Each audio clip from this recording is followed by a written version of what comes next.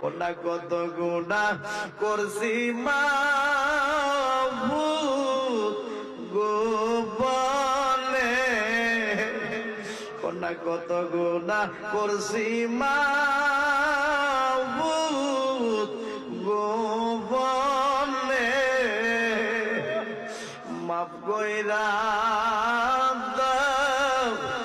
দয়াল নবীর খাতিরে, মাফ করে দাও মায়ার নবীর খাতিরে।